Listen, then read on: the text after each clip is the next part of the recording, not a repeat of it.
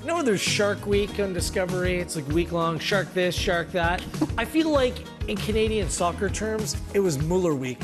It was all Thomas Müller all the time. Here is the 13-time German champion, World Cup winner, still training, still keeping himself fit at the Bayern Munich training facility. But as expected, he's about to join the Vancouver Whitecaps in one of the biggest signings in Canadian soccer history. This is Match Night. I'm Wheeler. He's Wilson. He is KJ. Look, the Vancouver Whitecaps story this year has been an incredible one. One from, an unknown future to a CONCACAF Champions Cup run to the city, the fan base galvanizing around this club.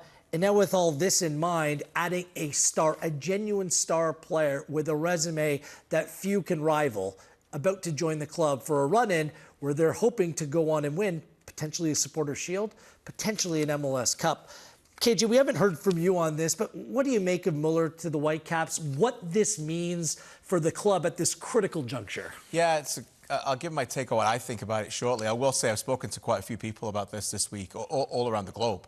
And the reason why, by the way, there's no official quotes out there, because it's not yet official. I think that's important for people to know. Right. So people can't actually speak on the record, but it's imminent. Like, I would not be surprised if it's announced like Tuesday or something, or Wednesday this week. It's that close. But obviously we know discovery rights have to go through Cincinnati with a trade and things. But Müller to the Whitecaps is real, and it's happening.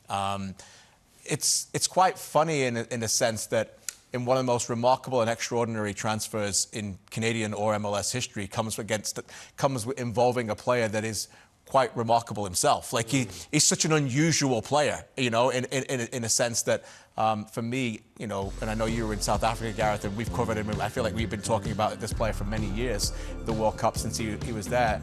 He is an unusual profile of a player that can play as a 9, can play as a 10, out wide, not necessarily blessed with incredible pace.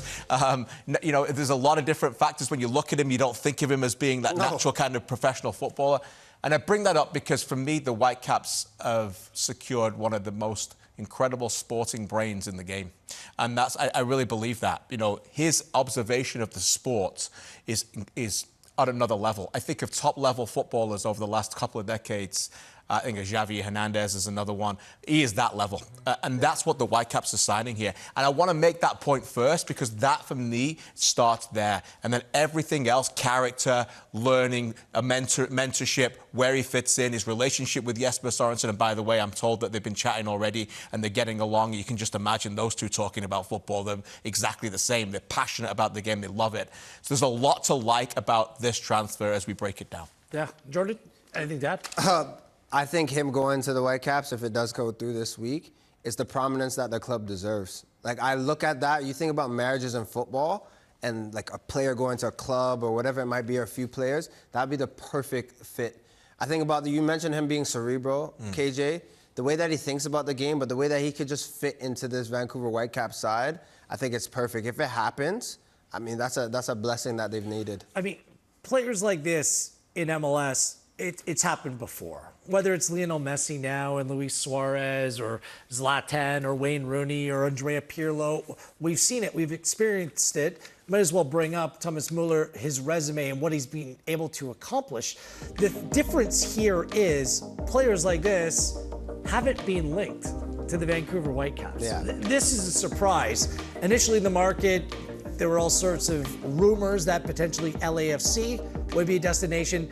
They turned their attention to Sonny. That looks like that's getting over the line as well. But why did this happen now, KJ? And how did the Vancouver Whitecaps put themselves in position to get a deal like this, at least close to over the line? Okay, great question. And again, I've been asking the same ones. A lot of factors. First of all, the team's good. That helps. Yes. Okay. And by the way, it does. We're here sitting talking about what a remarkable rise it's been. And Thomas Müller's a football nut. Like, he knows. He knows his team went all the way to the CONCACAF Champions Cup final. That makes a difference. That was at the end of May. There's been reports out there that a lot of this started post-Club World Cup. I'm hearing it was before that. It's a little bit, difficult for the Whitecaps to get involved in those conversations, as I said, because of the discovery rights. But Müller is actively wanting to come to Vancouver. Like, this is not like a 5th choice, 6th choice. This is something that would be beyond anybody's dreams and expectations in Vancouver as fans. but also inside the Whitecaps front office. They never would have imagined a player like Thomas Müller would have reached out to them at the beginning of 2025 and said, I want to come and play for you. For many reasons, not only from a footballing point of view, but from a conditioning point of view. They play on turf. It's very difficult to acquire players like that.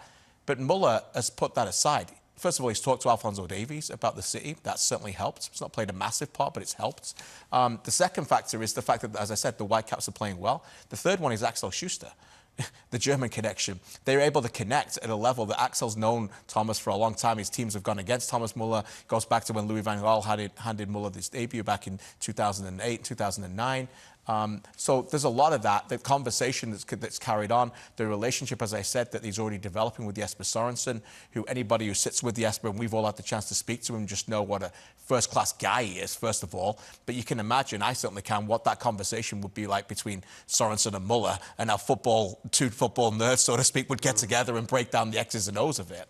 So it is an extraordinary link that it's coming true. And I give Müller a lot of credit. You know, I don't know how far this contract is, but by the sounds of it, others have done great reporting on this. TAM this year, DP next year, maybe to the end of the 2026, and then hopefully another contract down the line. Yeah, on paper, there's a lot of reasons where you can say, oh yeah, you documented them. It makes sense.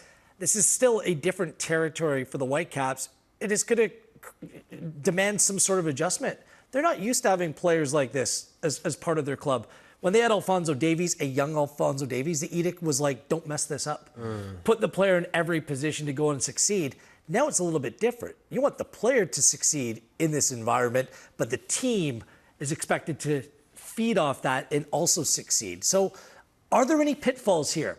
Is there any reason to say, wait a second here, I get it, Thomas Müller, great player, but any hesitation whatsoever for me? Not for me. I just know in football, nothing's bulletproof, right? Like, you still need a player to come in to be healthy. You can't just gamble on one player going and change your franchise, but I don't think that's what's happening here. I think you're finding a piece that will make everyone around them better. I always think about older players that have had a career that are coming into the MLS, maybe, whatever, north of 33, and Müller's 35. He's not a player saying, hey, I'm trying to collect my bag, collect my paycheck, and go home. He's a footballer. Like, he wants to make the area around him better, whether that's a 9, a 10, a wing, falling deep, being behind White. It doesn't matter. He wants to make sure that his team wins. I also think for playing against Jesper Sorensen a few years when I played in Denmark, he likes a certain type of player. And that's a player that plays like this, up here, quick with the mind. If those two can get together, watch out. I don't get the sentiment that some have projected that, oh, where's he going to play? How does he...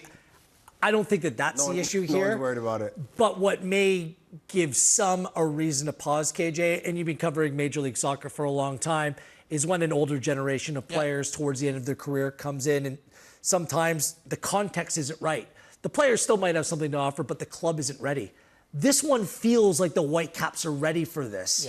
And it seems like more of a sure thing? Is that the way that you're approaching this? Yeah, look, nothing is always, you know, without risk. There's going to be some risk to it, of course. But I feel like it's the natural evolution, that next bridge of taking the Whitecaps in all aspects, from a marketing point of view, ownership, new ownership coming through, wherever, into another stratosphere, right? It's one thing to have this year that they've had, where they may go on and contend for an MLS Cup, the marvellous run to the final.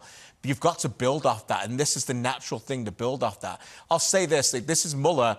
Müller has spent his entire career where analysts have wondered what he does great, because it's not been necessarily easy to read that through analytics, because there's no special analytics out there to see how much space he creates, which is, by the way, some of the greatest things he could ever do, as being the true space invader. And I think a lot of what Müller's time in Vancouver will be something you can't measure either. Yes, we can measure what he does on the pitch and how many goals or assists he gets, which I think he'll be fine. But let's just talk from a Canadian point of view. Jadon Nelson, Ali Ahmed, Ralph Priso. These players get to be around this world-class individual, by the way, and player, with unbelievable winning mentality, coming from one of the greatest world football clubs in the world, where winning matters every single day in everything you do from a professional environment. And not only will that help them, that will help that organization. And the other thing about Müller is that he's a superstar, but doesn't act like a superstar. Every time I speak to a journalist about him, a footballer about him, is as humble as they come. He'll come with an open mind that he'll want to learn from players there. He's not somebody who's going to travel by himself or eat by himself or act like himself. He's going to immerse himself in the entire club. And that's why I don't think there's much worry about what's going to happen here with the signing. It's a marvelous signing, a fantastic week this will be for Canadian football, and it's just a dream signing for them. We would be remiss if we didn't bring up what's going on off the field. The club is still for sale. Obviously, there's been positive steps to take to ensure that there is some sort of ownership group that keeps the team in Vancouver. That is also incumbent, and you heard Don Garber say it at MLS All-Star, on a new stadium.